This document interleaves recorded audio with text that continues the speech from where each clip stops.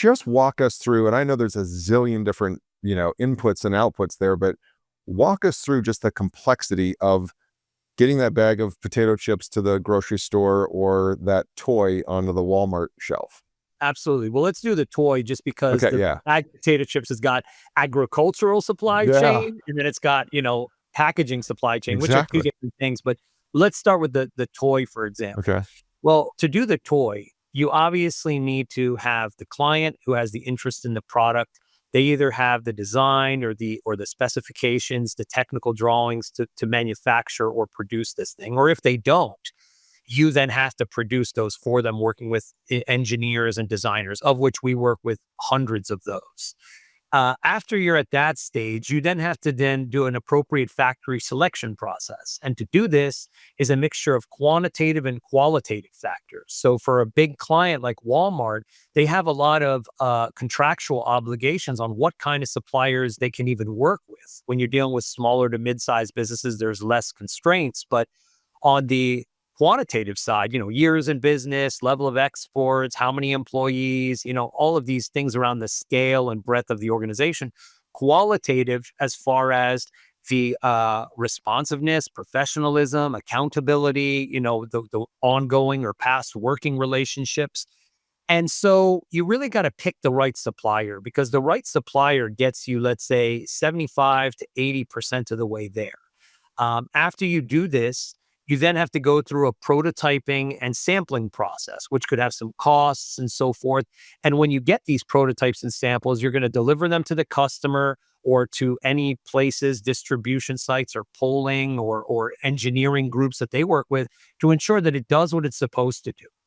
Also, at this time, if it's a specified type of product, like for kids or for, health or like food and beverage, you may have to have third-party lab testing to look for things like lead paint and look for things like standards in accordance with child safety regulations, or the FDA in that case, if it's for food-related type of products. So you do the third-party testing while the mechanical and polling stuff is being done. And after you get to that place where the testing looks good, the client's happy with the prototyping, you then move to a manufacturing process. But before then, you have to have a solid agreement in place with your manufacturer. You have to have QC checklists in place. You have to have risk assessments in place to understand the areas of challenge. And then you go forward with manufacturing and an agreement, a contract in place that says, you're going to meet these timelines, you're going to meet these quality standards, either by the industry mechanism or by what we've determined to be the qualities and parameters that need to be set in place. This is where eyes and ears on the ground have to come in to kick the tires. We, the Atlas Network, provide that with on-site visits by QC people, engineers, and so forth, to ensure that the productions are going appropriately in the way that they should be.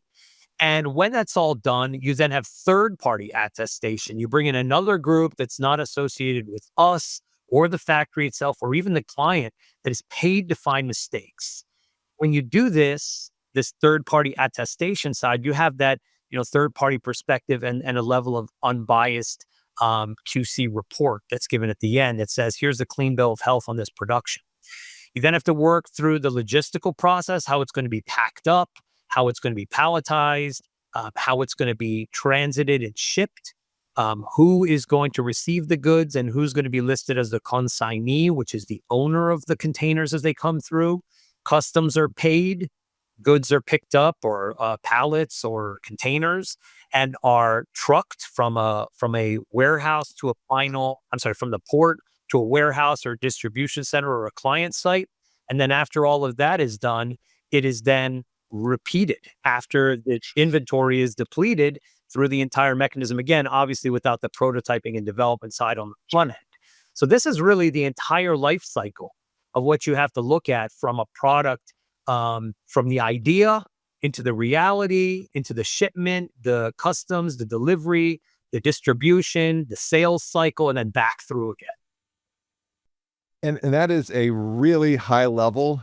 And Very high level. And it's dizzying to think of how many things can go wrong in a supply chain.